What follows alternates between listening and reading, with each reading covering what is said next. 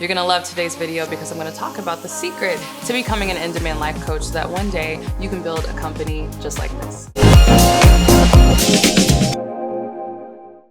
Hey, CourtneyLSanders here. Welcome back to my channel and my kitchen table, by the way. But if you're new to me, I'm a full-time certified 7-figure life and business coach, as well as wife and mom.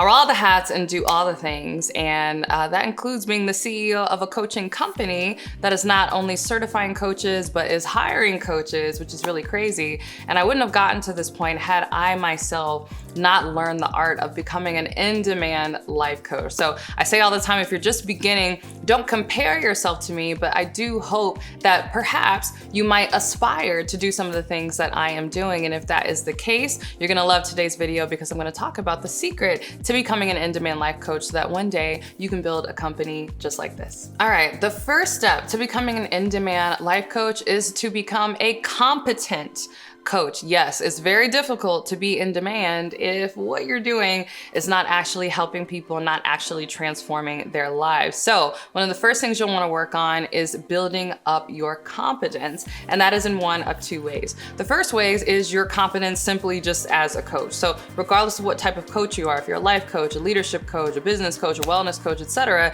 you want to make sure that your coaching skills are up to par, right? Coaching is different than consulting. Coaching is different than being a therapist. And by the way, you shouldn't be offering anybody therapy unless you are a licensed therapist. But even between coaching and consulting, you want to make sure that you understand the difference and that your skills are up to par in each if you're going to do each. But if you're just going to focus on coaching, make sure you know what it means to be a coach and how to ask great questions as a coach that creates the transformation and elicits the responses that your clients really need to think more deeply about whatever it is that they are trying to accomplish. And so if you're like, oh, that's the one part that I am shaky on, just shameless plug here, I do have a coaching certification. Yes, we will teach you how to be a coach. We'll not only certify you in my methodology, which is an accredited coaching program. So it's not just a certification because I said it is. It's a certification because there's a third-party accrediting body that has accredited our program. But on top of that, we'll help you come up with your own coaching methodology so that you can competently walk clients through your process in order to get transformation. So enough about that. If you're interested, you can click the link below. But competence is one of the first things that you need to pay attention to.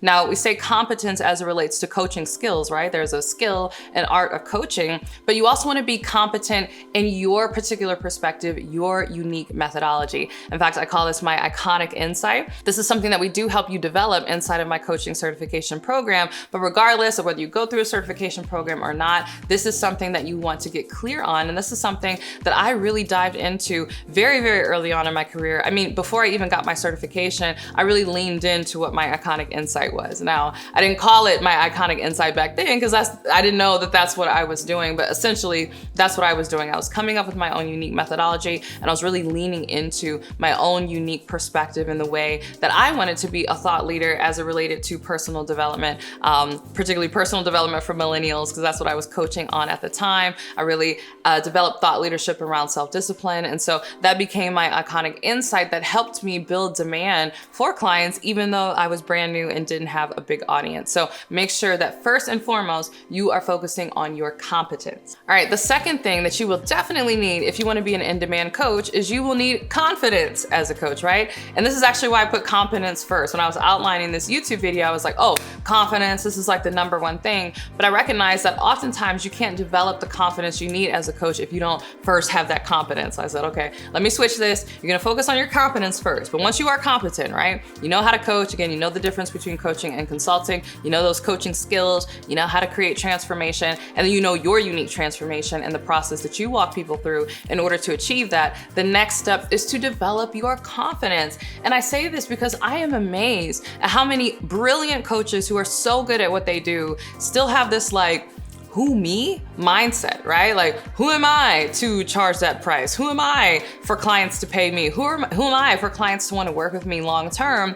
And my question is, why not you, right? I truly believe that all of us are uniquely and wonderfully made, and that there is something about you, something unique that you have to offer that can only come through you, right? Heaven forbid, we're gonna knock on wood and say it's a long time from now, right? 120 years from now, when you pass away, the world will lose whatever it is, that uniqueness and what that light is inside of you. And so while you are here on this earth, you need to stand up, shoulders back, stand up tall, and be confident in your ability to transmit your wisdom to the people that you are called to serve. So this is some inner work that you're gonna have to do. In fact, maybe you're gonna have to hire your own coach and your own life coach to help you walk through why it is you might be dealing with imposter syndrome or why it is you might not feel confident. But again, if you focus on the competence first, I find that the confidence comes naturally because you see, wow, what I am offering is really good. And if you're wondering, Courtney, have you always been confident? No, I was not always confident in coaching, even though I was competent. And it actually took a friend of mine to kind of sit me down at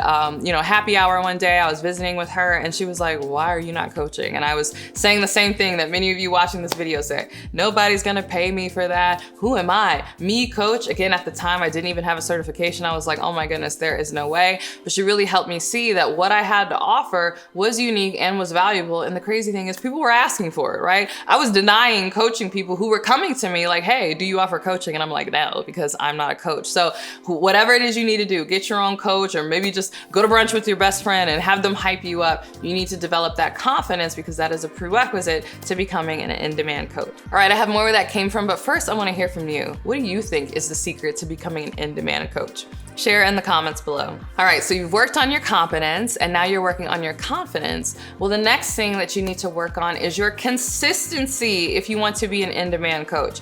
Hear me, becoming an in-demand coach happens through consistency over time. I have had my brand online since 2009. I had kind of a personal development coaching brand in 2011, and then I actually started coaching in 2015 and then went full-time in my coaching business until 2016.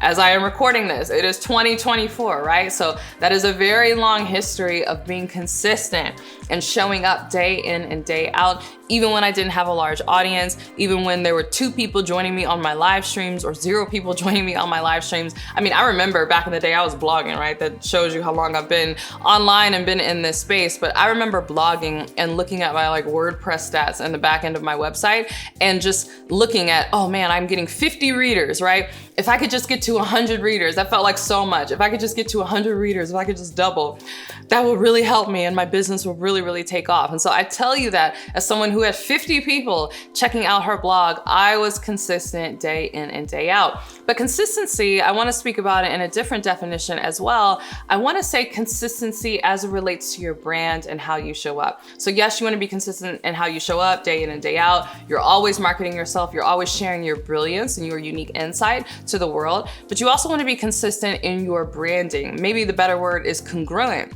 with the type of coaching that you offer and the type of coach that you are, right? I always say that it's not just the value that you offer, but it's the vessel that you are, right? The person that you are is also going to help you become an in-demand coach. And so you want to have clarity on what is my unique story? What is my unique way of showing up in the world? I'm very specific about how I brand myself, but I brand myself in a way that is congruent with how I actually am in real life. In fact, people meet me all the time at events or, just out and about, and they're like, oh my goodness, you're just how you are on your, YouTube. You're just how you are on Instagram. And I'm like, well, how else would I be? This is me, right? You come to my house, this is my actual house. It's branded like my brand, not because I was like, oh, let me go find furniture that matches my brand, but because my brand is an actual reflection of me, my taste, what I'm trying to communicate in the world, the style in which I like to show up, the beliefs that I have about, the best ways to show up and, my personality. And so yes, that even bleeds into how I decorate my home or how I dress on a day-to-day basis.